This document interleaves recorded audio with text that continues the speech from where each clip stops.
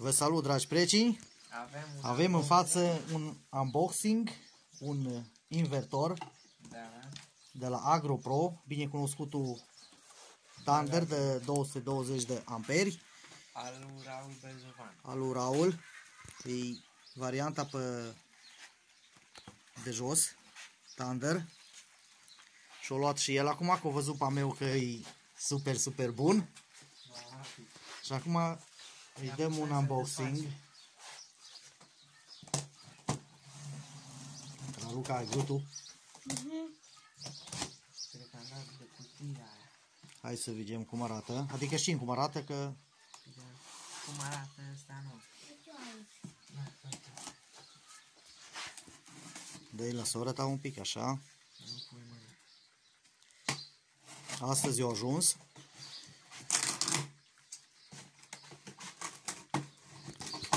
Foarte prompt. Băieți de la Eurodynamic Craiova.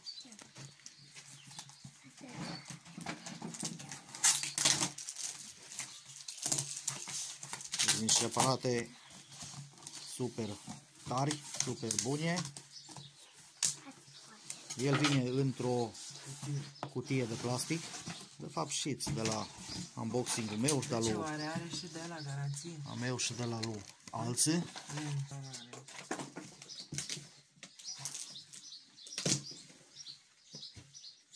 Are cum să n-aibă, are și garanție. Hai să ne uităm un pic și pe hârțogărie. Eu când am luat, nu am avut hârtiile. Ia, uite, cred că asta. Ai, certificatul de garanție. Stai că mă duc să-mi fică.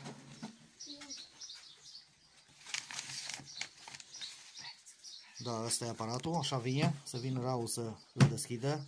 El are bucuria de a-l scoace din cutie. Așa. Stai, bine cum e. Așa. Acum să-l scoată Raul din cutie. Uitați-l cât e de frumos Da. aparatul. Numai masca asta nu-i bună. Ți-o da și mască, e în regulă. Încă, ăsta l-am primit eu atâta, când am luat pe meu. Da. E English. Uite ce frumos e. Wow. Asta e destul de greu. Și aspiră. Da. Da, unde e masca? Uite aici. Da. Firele care, cum știți, sunt mai scurce. Da, tot așa e și noi. Cureaua. Căblăraile, așa scurce cabluri, cu timpul să le mai...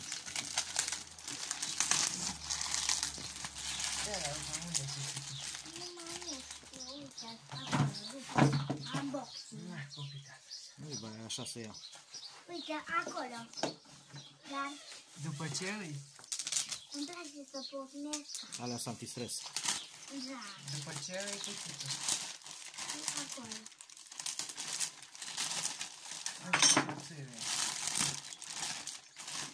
Al doilea invertor cumpărat din sat, la recomandarea mea. E ca un bibelou, ca o jucărie. Superb. Și cum se pornește? Superb. Păi și așa care cum să bagă? Asta se conectează în funcție de electrod. Hai să le desfac, să le și bagi. Să-ți arăt cum e. Se mufează simplu, să bagă și să... Da, știu, numai care e jos, care e sus. E după electrod. Acum noi avem aici un electrod de 4. E un super baz cu codul 7018.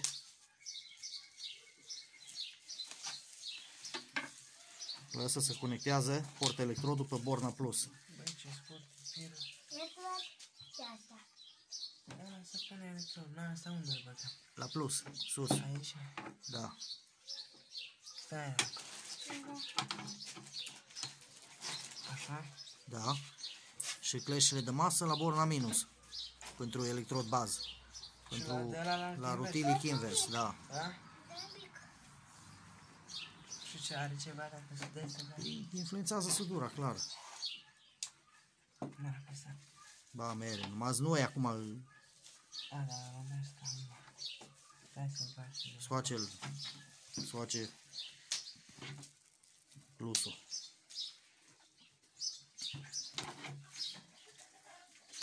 Raul, așa. Wow. Da, bun. O să le mufat. Să spun eu. Da, polaritatea inversă pentru electrod bază.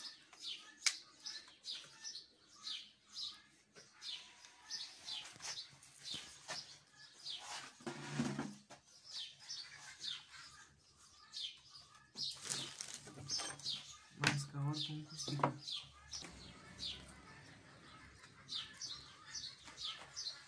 Bun, aparatul e identic la caracteristici cu ProVeld 220, DLS-ul, diferă Și trebuie să ridic așa în sus. carcasa și forma, culoarea, mărimea carcasei diferă. În rest e ProVeld 220 leit.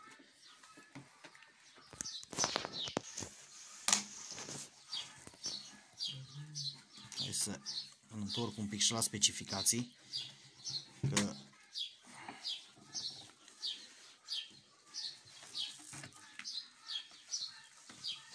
să vadă specificațiile.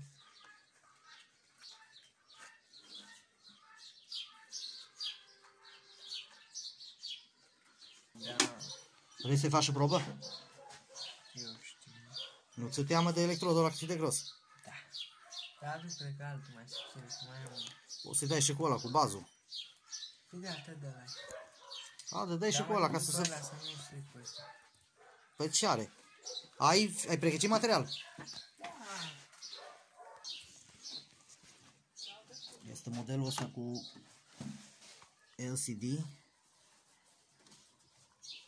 Da. Mai peste 700 de lei. Asta a fost 600 de lei. Hai să vedem că au adus un electrod de 2,5. Hai să-i dăm focalizare bună. Uite, că nu focalizează. Uite, 70, 18, tot super baz.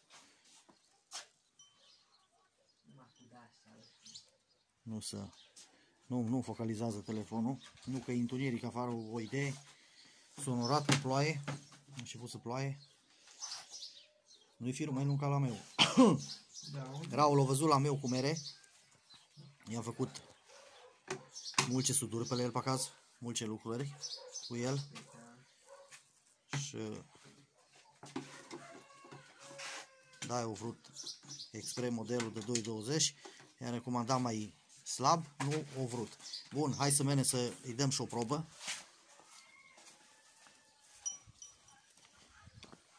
Normal trebuia cum materialul să fie curățat, dacă ai ruginit, așa-i? Ai ceva, nu jos, niciodată nu-l pui jos. Acum numai, da, scaun.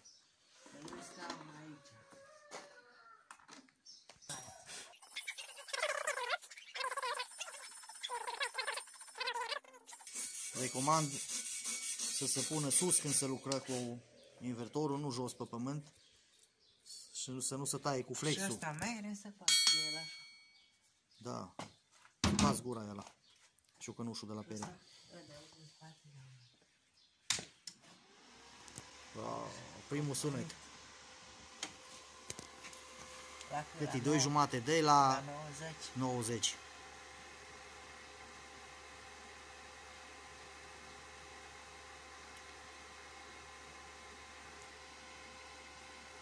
Hai, stai. Bun. Stai să activăm și funcția. Vezi, funcția asta VRD ca să nu curenteze, știi? Care? Asta. Când e asta, să lucri cu VRD-ul ăla prins, cu funcția aia. Și în secunde o ții apăsat. Gata. Deci acum nu mai curentează. E 12 volți, să zic. Pe clear și în repaus. Mere frumos. Da, tot timpul când sudezi să se pună sus. Și nu când lucri cu flexul, nu tai când e el pornit. Îl duci la distanță. Eviți și tai la distanță de el. Da. Mască, mănuși, n-ai. Trebuie să-ți iei protecția muncii. Da, acum asta, da. Și acolo trebuia o țară. Acum o să ai treabă cu masa, că nu o să facă contact bine.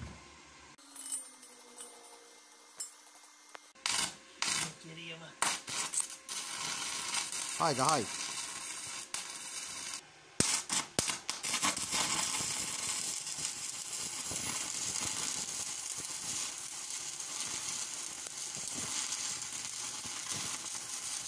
Să mai lași mult din el.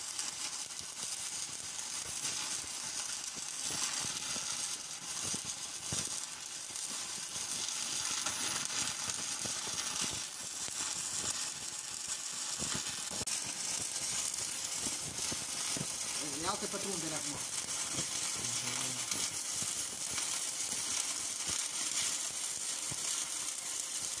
Uza mușcă mai bine din el. Na, cam așa mere aparatul. Ești mulțumit de el, nu? Dar acum, într-un moment, Electrodul bazic la probă de 2,5. urmează suduri cu el. Urmează suduri și una alta pe lângă gospodărie făcut cu el. Remorcă, monoaxă. Da. Abonați-vă la canalul lui Raul Berzovan Și cam atât. și cam atât, o sară faină.